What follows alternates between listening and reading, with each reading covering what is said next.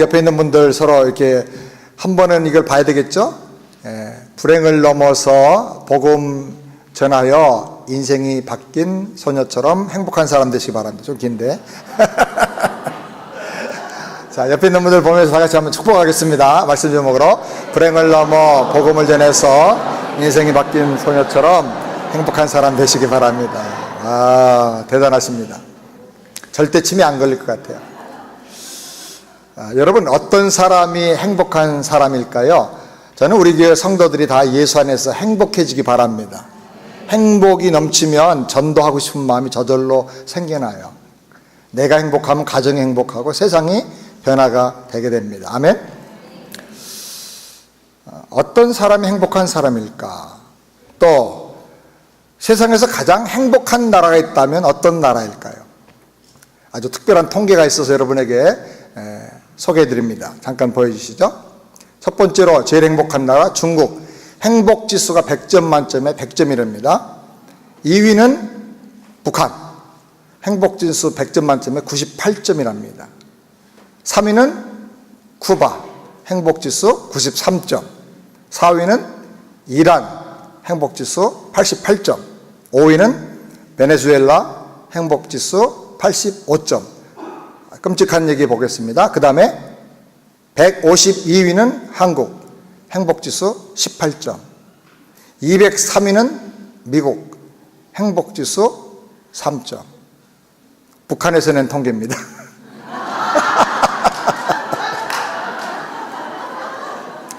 어떤 분이 이 통계를 저한테 보내주고 옆에다가 크크크 이렇게 달아놨어요. 정말 한마디로 착각과 오해의 짬뽕인 크크크입니다.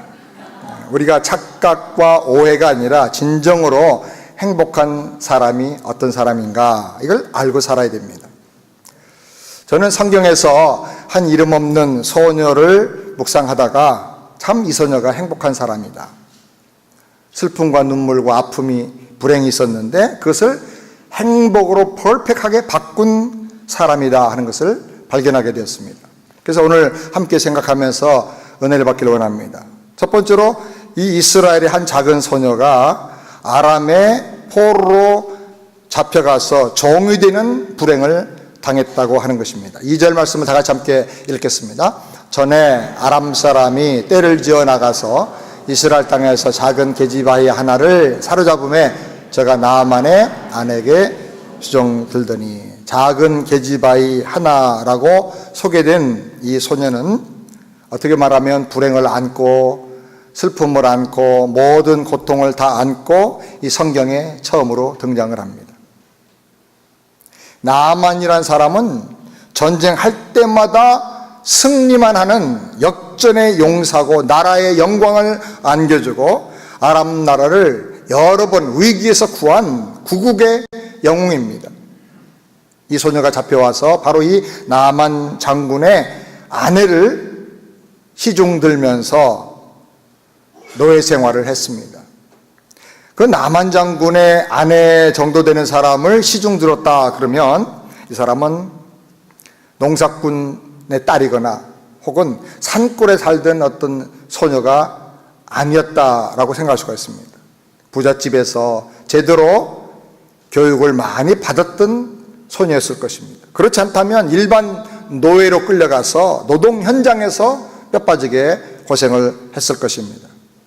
그런데 영웅이요, 나라의 국부 같은 장군의 가정에 들어가서 아내를 수종들게 했다고 하면 법도도 알고 예절도 제대로 배웠고 글도 잘 아는 그런 소녀였을 것입니다.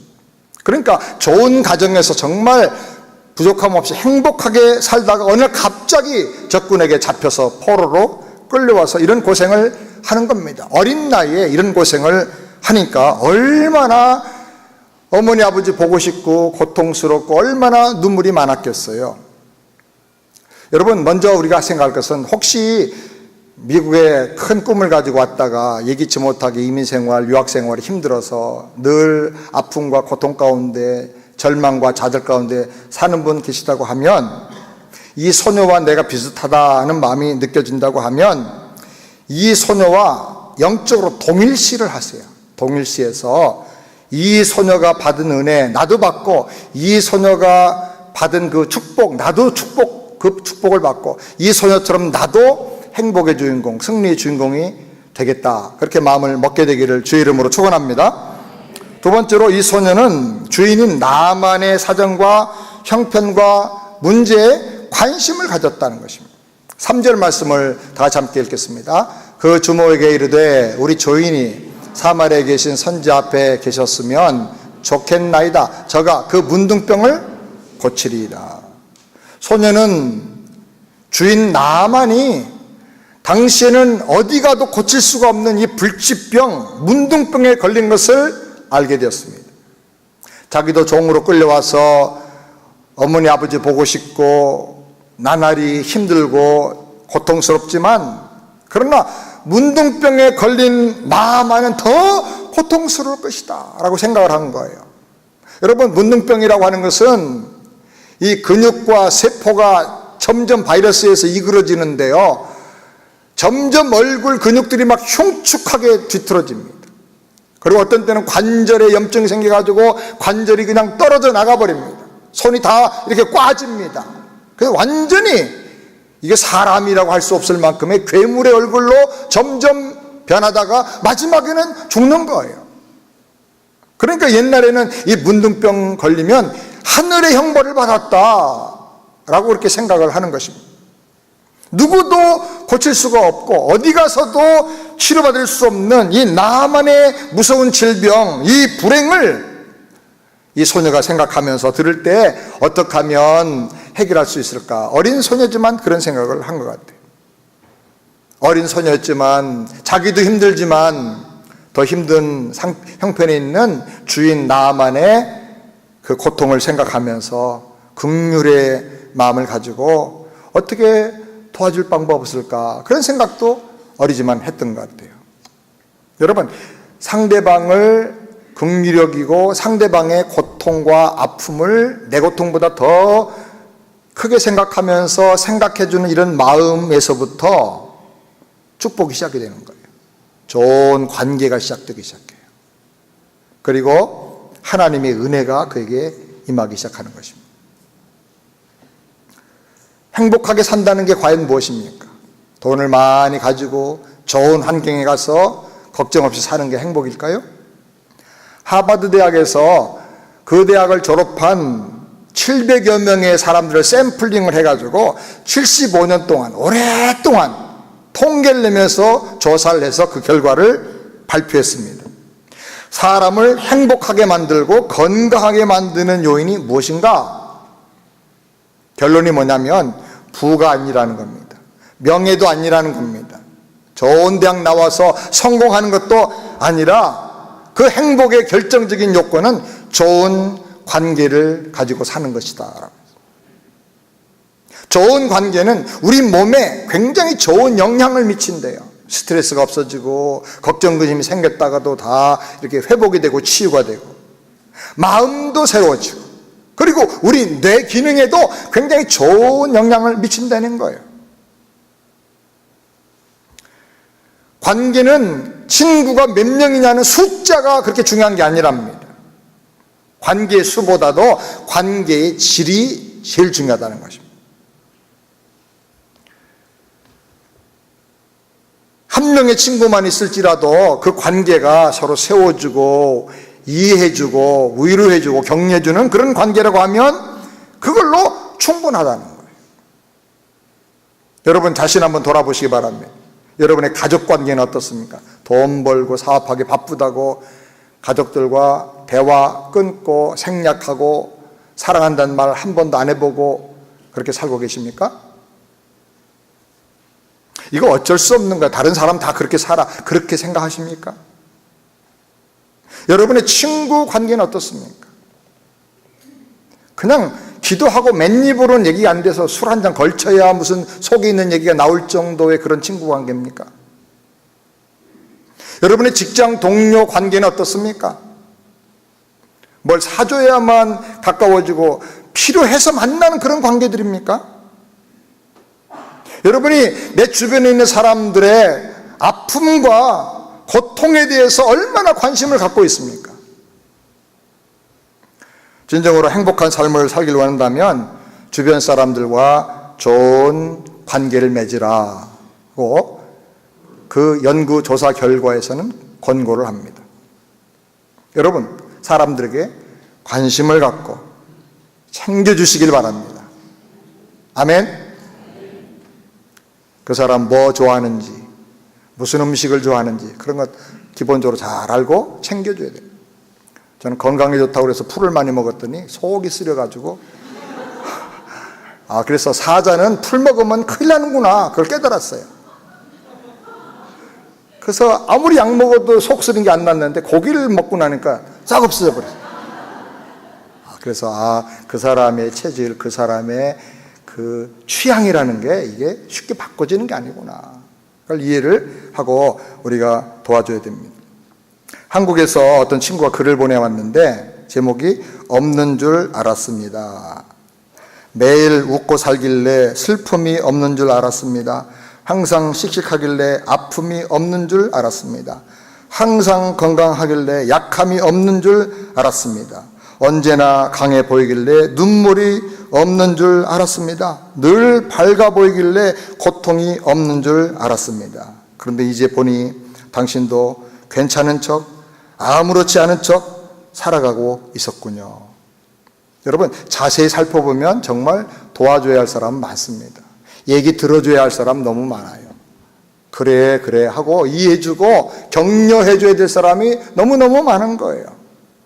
하나님을 만나야 할 사람이 너무 많아요. 복음이 필요한 사람이 너무 많아요. 예수 십자가의 보혈로 죄사함 받고 구원받아야 할, 부활의 생명을 가지고 살아야 할 사람이 너무너무 많은 거예요. 여러분 주변 사람들, 여러분의 가족들, 여러분의 친구들에게 관심을 가지고 그들의 문제를 잘 챙겨주게 되기를 주의 이름으로 축원합니다.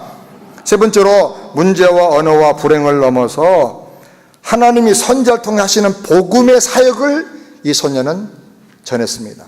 3절 말씀을 다 같이 함께 읽겠습니다. 우리 주인이 사마리아에 계신 선지자 앞에 계셨으면 저가 그 문둥병을 고치리이다. 선지자를 통해서 하나님께서 하시는 구원의 사역, 치유의 사역에 대해서 얘기를 한 거예요. 신약적으로 말한다면 하나님의 구원의 복음을 전한 거예요. 이 소녀는 복음 전해줄 가장 좋은 타이밍을 절대로 놓치지 않았어요. 우리는 원칙적으로 때렸든지 못 얻든지 항상 복음을 전해야 됩니다. 힘써서 복음을 전해야 합니다. 특별히 우리가 힘써야 할 것은 어린이들에게 복음을 전해야 됩니다. 그리고 청소년들에게 복음을 전하고 청년들에게 더욱더 힘써서 복음을 전하고 그들에게 영원한 하나님 나라의 비전을 심어줘야 됩니다. 그래야 하나님의 나라가, 교회가, 가정이, 민족이 계속해서 흥황할 수가 있는 것입니다.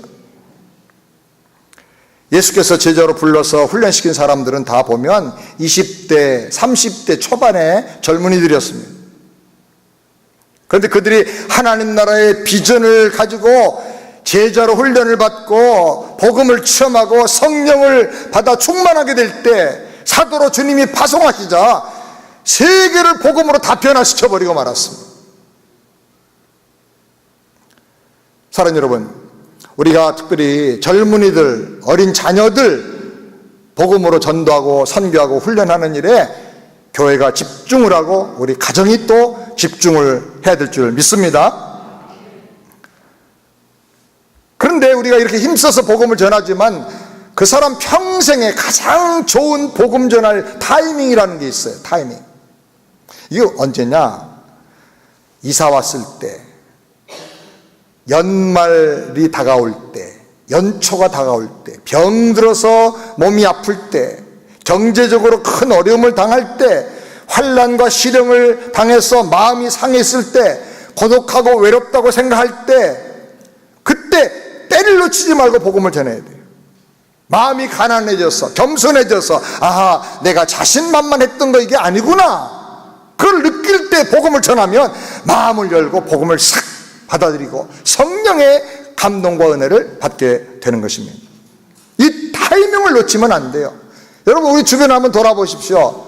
병들어 힘들어하는 분들, 이민 생활하지만 너무너무 경제적으로 어려운 분들, 비자로 인해서 10년 이상 계속 어려워 힘들어하는 분들, 뭐 곳곳에 얼마나 그런 분들이 많은지 몰라요. 자녀들 때문에 힘들어하는 분들도 많고요. 때를 놓치지 말고 복음을 전하게 되기를 바랍니다. 내 환경이 나쁜데 나도 살기 힘든데 뭐 언제 복음 전해, 그래 생각하면 안 됩니다. 이 소녀는 자기가 불행을 겪고 날마다 눈물로 지새우는 그런 포로가 되어 왔지만은, 그러나 자기의 환경과 자기의 조건과 자기의 행복, 불행을 연연하지 않고 초월해서 복음을 전했어요. 그랬더니 하나님께서 놀라운 기적 같은 축복을 주신 것입니다. 내 불행을 넘어서 내 환경을 초월해서 구원의 복음을 전하면 그 복음 때문에 내 인생도 행복한 사람으로 변화되는 걸 믿으시기 바랍니다. 유명한 바이올리니스트가 있습니다. 박지혜. 영상 한번 보여주시죠. 네, 우리 박수 한번 합시다. 우리 박지혜 양은 단순한 바이올린 연주자가 아니고 세계를 다니면서 하나님의 사랑, 하나님의 복음을 전하는, 간증하고 다니는 연주자로 정평이 나 있습니다. 천재성이 있었고 하나에 수십억 하는 국보급 과르네리 바이올린을 들고 연주하는 사람이었고, 독일 정부의 많은 지원을 받고 잘 나가는 그런 사람이었지만은 자기 안에 낙심과 두려움과 절망과 염려, 그리고 나중에는 우울증이 점점 심각해져 너무 무기력해져 가지고 바이올린을 들고 있을 수도 없었다고 그래요. 의사는 이대로 가면 죽습니다 라고 하는 지경까지 갔는데, 그런 상황에서 그가 말씀을 듣게 됩니다. 그리고 찬양에서 주의 음성을 듣게 됩니다. 갈보리 산 위에 십자가가 섰으니 최후 승리 얻기까지 주의 십자가 붙들겠네. 그 가슴에 십자가로 말미암은 승리가 와닿기 시작한 거예요. 그 고백하기를 여기가 끝이 아니라 아직 최후의 승리가 남아있구나 깨달았다는 거예요. 이제는 내 성공을 아니라 성공 말고 십자가 붙들고 살자. 그렇게 회복이 될 때 엄마가 이제 어려운 개척교회, 또 교도소, 양로원, 소록도, 나환자촌 이런 데로 다니면서 찬양을 나누는 삶을 시작하게 했는데, 그때 저에게 왔어요. 세계적으로 유명한 천재 소녀이기 때문에 인사하고 예배 전에 오늘 연주 잘 하시라고 그랬더니 목사님 기도해 주세요. 그러더니 와서 무릎을 탁 꿇는 거예요. 그래서 제가 위에서 손을 얹지는 않고 이렇게 기도를 하니까, 눈 감고 기도하는데 제 손을 누가 딱 잡아요. 보니까 박지혜 양이 제 손을 잡아가지고 두 손을 자기 머리에 갖다 얹는 거예요. 난 그런 사람 처음 봤어요. 하나님 은혜가 아니면 할 수 없다는 그 간절함과 절박함이 그 영혼에 있는 거예요. 겸손함이. 간절히 기도해 줬는데 하나님께서 그런 순회를 마친 다음에 이제 카네기 홀에서 초청을 받아가지고 한국 사람 최초로 단독 콘서트를 하게 되고, 세계 최대 음반사와 계약을 해서 음반을 발표했는데 100만 장인가요? 1000만 장 이상 골든 디스크를 받았다고 합니다. 지금은 그냥 단순한 유명한 바이올리니스트가 아니라 세계를 다니면서 하나님의 영광을 간증하는, 복음을 전하는 그런 연주자로 활약을 하고 있습니다. 사랑하는 여러분, 내 불행을 넘어서, 나의 아픔을 넘어서 하나님의 역사하시는 그 놀라운 능력을 드러내고 사는 저와 여러분이 되기를 주의 이름으로 축원합니다.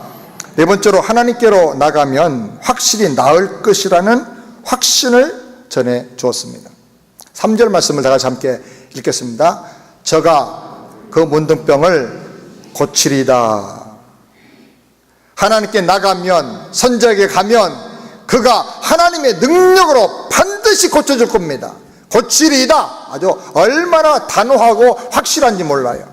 확신을 가지고 전해줬어요. 전도받는 사람은 전도하는 사람의 영성과 믿음에 가장 큰 영향을 받아요. 교회 나가보세요. 좋을지도 몰라요. 이렇게 하면은 안 돼요. 교회 나가면 하나님 만나주시고 반드시 당신 인생 변합니다. 확실하게 얘기를 해줘야 되는 것입니다. 비록 이름이 없는 한 작은 소녀였지만 그 확신의 말이 나만의 가슴에 파고들고 그의 마음을 움직였어요. 하나님 확실히 살아계시다는 거죠. 하나님께로 나가면 반드시 고쳐주시고 구원해 주신다는 거예요. 세상에는 문제가 많고 사람들은 그 문제를 해결할 능력이 없지만 하나님은 다 해결해 주신다는 거예요. 하나님을 만나면, 그래서 구하면 주시고, 찾으면 찾게 해주시고, 두드리면 문을 열어주신다는 거예요. 아멘입니까? 이 강력한 확신을 가지고 복음을 전하는 것입니다. 여러분, 우리 하나님은 살아계신 하나님인 것을 믿으시기 바랍니다.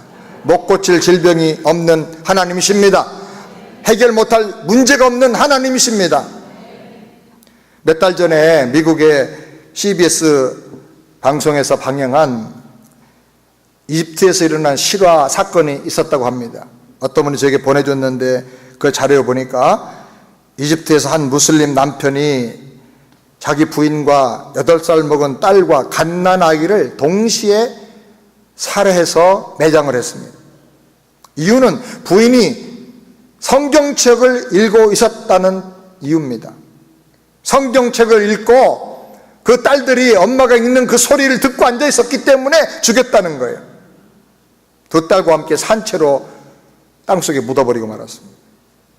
그런데 이 일이 있은 후에 15일쯤 지나서 같은 마을에 한 사람이 죽어서 장례식을 하려고 공동묘지에 갔는데 머리 밑에서 뭐가 움직여서 파보니까 두 아이가 나왔어요. 죽은 줄 알았던 두 아이가 기적적으로 살아난 거예요. 그래서 이것이 알려져 가지고 이집트의 국영 TV 방송에서 그 살아난 딸들과 인터뷰를 했답니다. 죽은 줄 알았던 두 아이들이 기적적으로 살아났는데 그 인터뷰하는 방송의 여자 기자가 무슬림 터번을 쓰고 그대로 이제 인터뷰를 했대요. 땅속에 묻혔을 때 어떤 일이 일어났었느냐? 어떻게 너희들이 15일 동안을 먹지도 못하고 숨 막히는 그 땅속에 있으면서 어떻게 죽지 않고 살 수 있었느냐? 정말 이건 기적이다. 그래서 큰딸이 말하기를 하얀 옷을 입은 어떤 분이 매일 자기들에게 찾아와서 먹을 음식을 줬다는 거예요. 그런데 자세히 보니까 그 찾아오신 그분의 양손에 못자국이 있었다는 거예요. 자기 엄마가 성경에서 읽어줄 때 바로 그 예수님이었다는 거예요. 그 예수님이 매일 찾아와서 동생에게 젖을 주고 자기에게 먹을 걸 줬다는 것입니다. 이 생방송을 라이브로 진행했기 때문에 방송국에서 이거 중단할 수가 없었답니다. 이미 나가버렸기 때문에. 그래서 이집트는 물론이고 무슬림 주변의 나라들이 굉장히 당황하는 사건이 일어났다는 이야기입니다. 무슬림 지역에서 사역하는 분들 이야기를 들어보면 종종 무슬림 지역에서는 이런 놀라운 기적, 말도 안 되는 그런 기적이 일어난다는 거예요. 성경의 하나님이, 예수님이 살아계신다. 그분이 진짜로 우리를 구원하시는 분이다.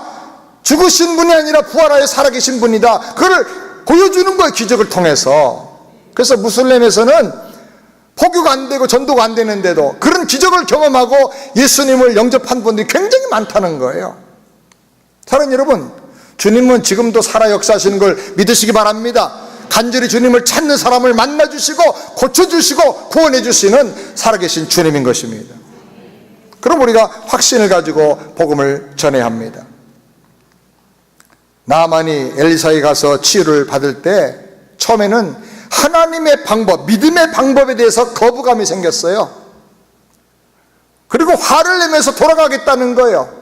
엘리사가 자기처럼 굉장한 신분의 사람이 왔는데도 문도 열고 내다보지도 않고 그냥 사환을 시켜서 말하기를 저 요단강에 가서 몸을 7번 씻으라고, 그러면 나을 것이라고 그랬어요. 그러니까 화가 난 거예요. 요단강물은 더러운데 탕류인데 우리나라에는 더 좋은 강이 있는데 내가 목욕할 데가 없어가지고 여기까지 왔느냐? 나는 저가 나한테 내려와서 아주 정중하게 이렇게 권고할 줄 알았다. 축복기도 해주고 뭐 실감나게 그럴 줄 알았다. 근데 이게 뭐냐? 와, 화가 나가지고 생전에 받아보지 못한 푸대접을 받고, 그러니까 막 분노해가지고 돌아가려고 한 거예요. 부하들이 설득을 합니다. 이 병이 낫는다고 하면 이거보다 더한 일도 할 수 있지 않겠습니까? 믿져봐야 본전이 아니겠습니까? 근데 그때 나만의 가슴에 움직이는 게 뭐냐면 이 한 작은 여자 소녀가 준 확신이 말해요. 반드시 나을 겁니다. 하나님이 고쳐줄 겁니다. 이 확신이 그 마음속에 감동을 주고 움직인 거예요. 그래서 나만이 요단강으로 갑니다. 그리고 언덕에서 내려가는 거예요. 물에 들어갈 때 옷을 입고 못 들어가니까 다 벗는 거예요. 장군의 그 갑옷, 찬란한 계급장, 훈장 다 벗어야 되는 거예요. 그리고 자기 속에 냄새나는 문둥병을 감췄던 그 모든 속옷까지 벗고 들어가는 거예요. 계급장을 다 떼고 인간의 조건 다 벗어버리고 알몸으로 겸손하게 낮아져서 하나님 저를 고쳐주세요 하는 그런 간절함을 가지고 7번을 들어가 목욕하고 나왔더니 살이 애기같이 너무나 건강한 몸으로 치유가 되고 변화가 됐다는 것입니다. 소녀가 보여준 확신의 이 말이 결정적으로 이렇게 그 나만의 마음을 움직이게 만든 거예요. 다른 여러분, 우리가 이웃들을 초청할 때 그냥 안 오면 말고 오면 좋고 그렇게 해서는 안 되는 것입니다. 십자가 부활의 예수밖에는 구원의 길이 없습니다. 확신을 가지고 전해야 됩니다. 예수만이 구원의 길인 걸 믿으시기 바랍니다. 그 다음에 5번째로 소녀로 인해서 주모와 나아만과 부하들과 아람 왕과 이방의 복음이 전해지게 됐다는 것입니다. 5절 말씀을 우리 다 같이 함께 읽겠습니다. 아람 왕이 가로되 갈저다 이제 내가 이스라엘 왕에게 글을 보내리라. 이름 없는 한 소녀의 복음 전도로 말미암아 주모가 먼저 그 이야기를 듣습니다. 나아만의 아내지요. 그리고 나아만 장군이 그 말을 또 듣게 됩니다. 그리고 왕이 또 그 말을 듣게 됩니다.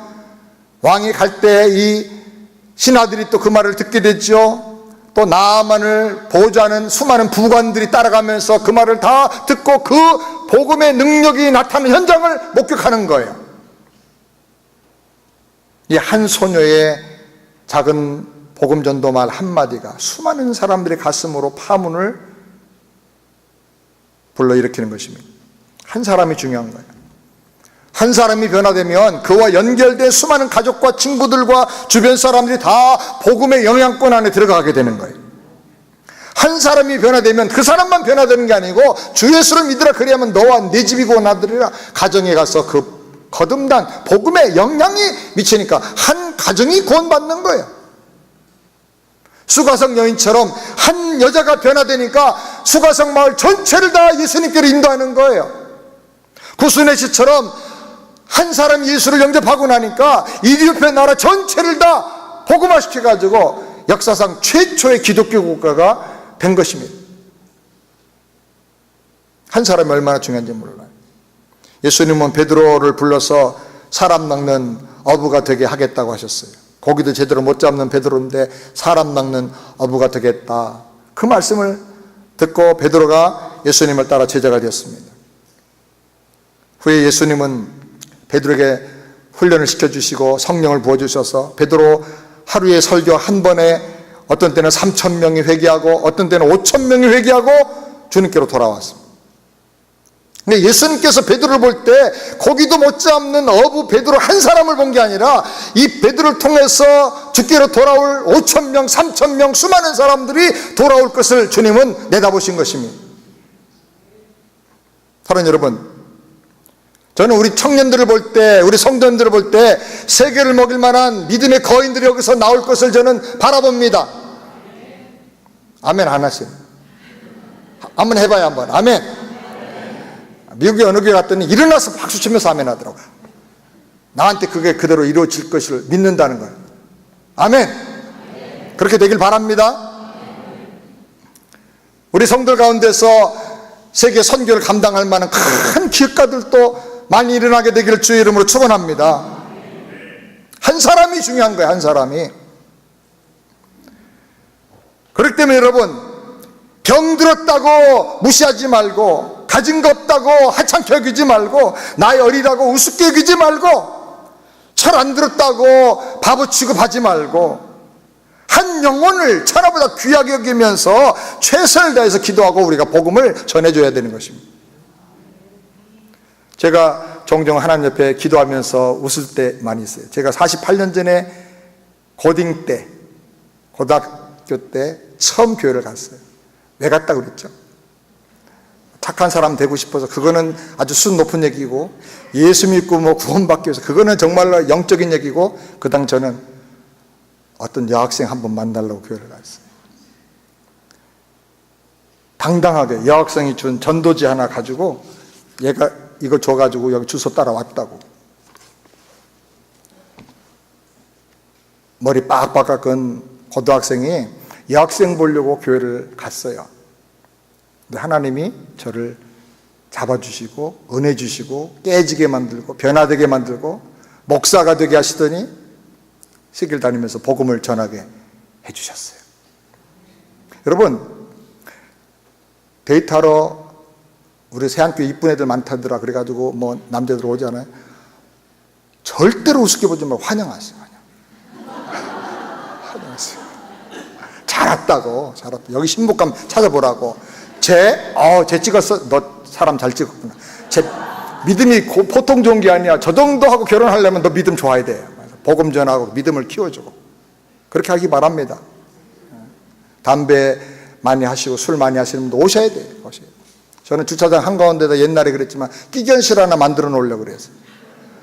담배 많이 피우는 분들은 예배 시간 1시간 동안 참기 굉장히 힘들어요. 막 참다가 막 급하게 달려나가는 거야. 어딘가 가야 되는데 저 교회 뒤에 가서 산에 가서 피우면 안 되니까, 낙엽에 떨어지면 큰일 나니까 끼견실 하나 참 만들어 두고 거기서 공식적으로 피우는 거예요.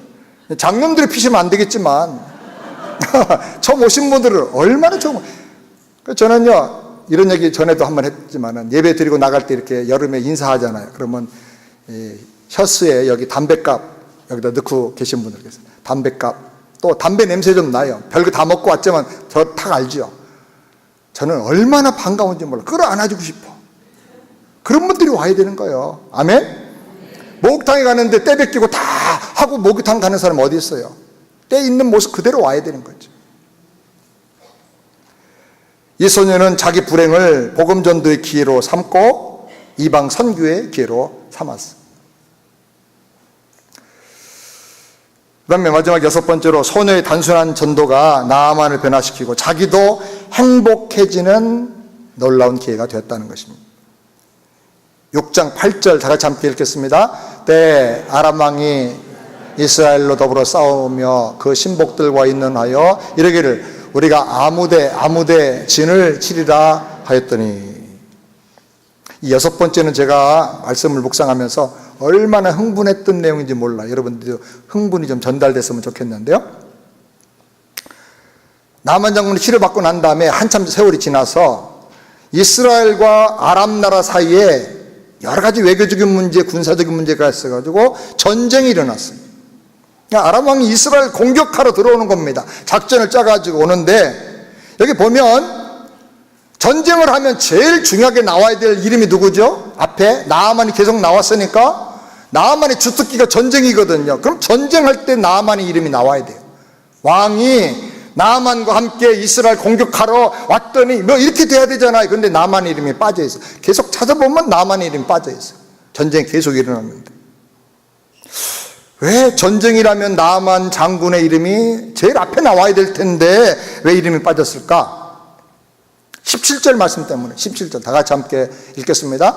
나아만이 가로되 그러면 청컨대 노새 2바리에 실을 흙을 당신의 종에게 주소서. 이제부터는 종이 번제든지 다른 제든지 다른 신에게는 드리지 아니하고 다만 여호와께 드리겠나이다. 나아만이 병이 다 나은 다음에 하나님의 능력과 사랑을 체험한 다음에 엘리사에게 간청을 하는 거예요. 흙을 2바리를 이스라엘 땅에, 거룩한 약속의 땅에 흙을 두 발이 싣고 가서 자기는 그 땅을 사랑하며 여호와 하나님께만 예배하는 사람 되겠다는 거예요. 아람 나라는 다른 많은 우상 신들에게 제사 드리는 사건들이 있는데 절대로 다른 제사는 안 하겠다는 거예요. 다른 신은 숭배하지 않겠다는 거예요. 그리고 흙을 가져갔어요. 항상 나는 하나님의 통치가 있는 이 땅을 늘 기억하고 제가 살겠습니다. 완전히 거듭나고 변화되고 하나님의 사람이 된 거예요. 그렇기 때문에 하나님을 경외하기 때문에 하나님이 약속하신 그 땅 이스라엘의 백성들과 전쟁할 수가 없는 거죠.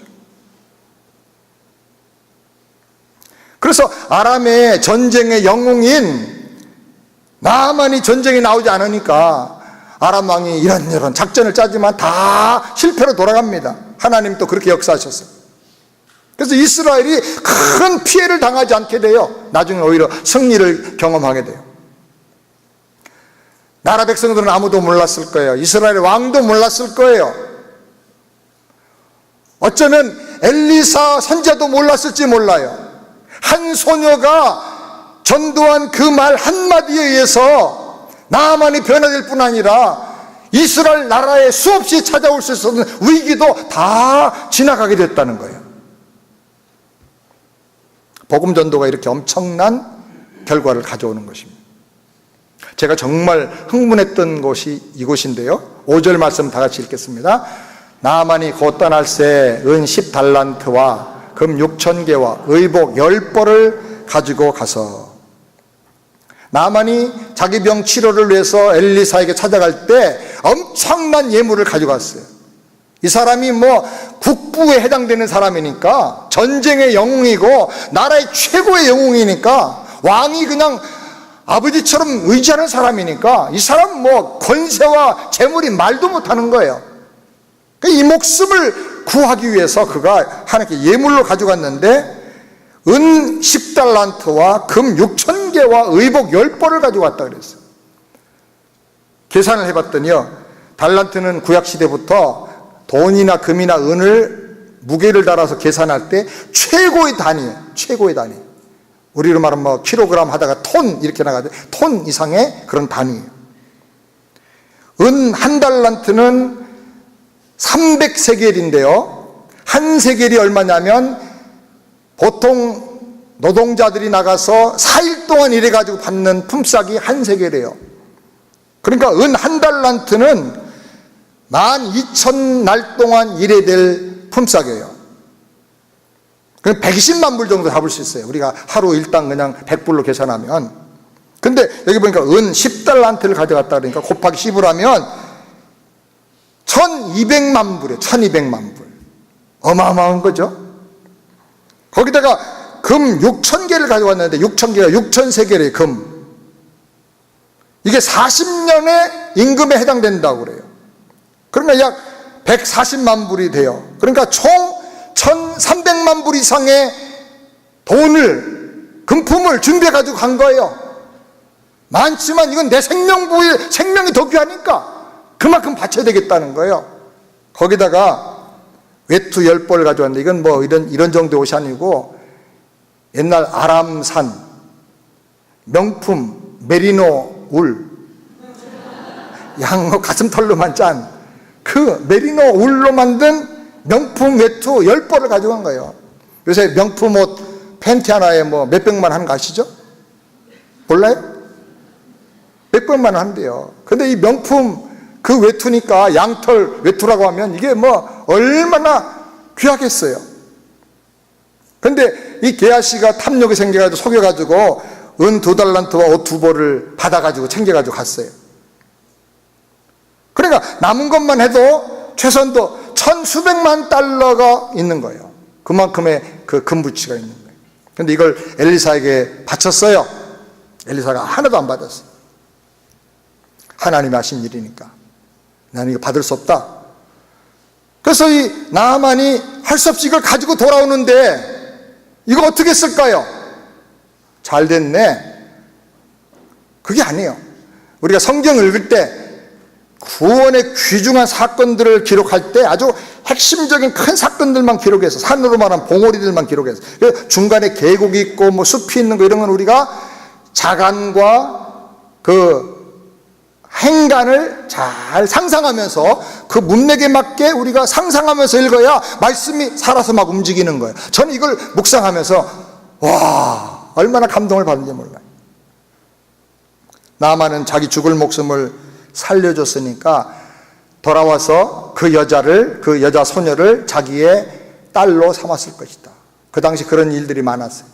양녀로 삼았을 것이고, 그리고 하나님께 바치려고 했던 것, 엘리사에게 주려고 했던 그 모든 것은 아마 그 자기 생명을 구원하고 그리고 하나님을 만나게 한 이 놀라운 축복의 통로였던 이 양딸에게, 한 계집 여자에게 주었을 것이다.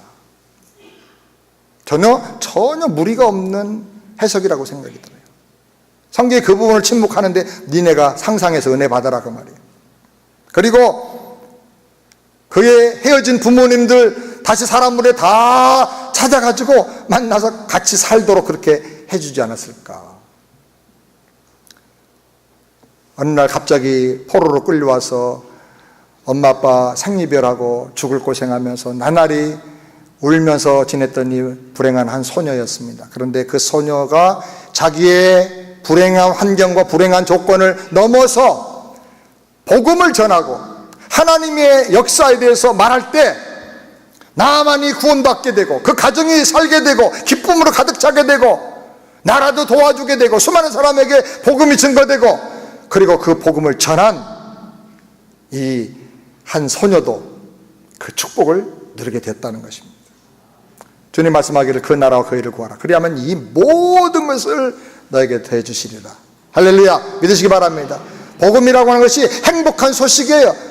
사람을 복되게 만들어주는 소식이 복음이에요. 이 복음을 전하면 듣는 사람이 그렇게 변화가 돼요. 그리고 이것을 전하다 보면 그 사람 변화될 때 나도 은혜 받게 되고, 또 복음을 전하면서 복음을 더 깊이 내가 깨닫고 체험하면서 내 인생이 행복한 사람으로, 놀라운 사람으로 바꿔지게 되는 것입니다.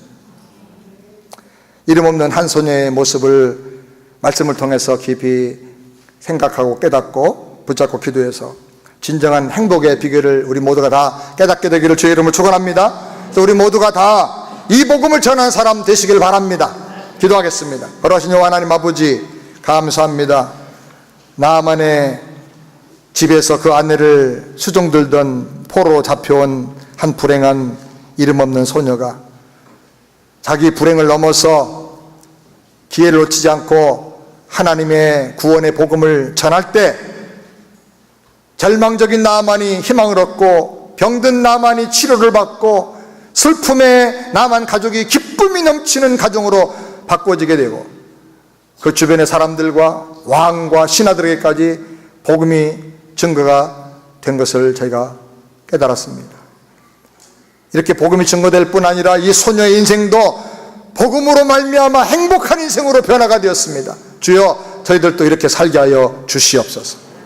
인생활 힘들고 어렵고 속상한 일 많지만 나의 불행을 넘어서 어떻게든 간에 복음을 전함으로 말미암아 복음 듣는 사람들도 구원받고 나도 그 복음의 내용대로 행복한 인생, 승리한 인생으로 변화되는 역사가 있게 해 주시옵소서. 예수님의 이름으로 축복하며 기도하옵나이다. 아멘.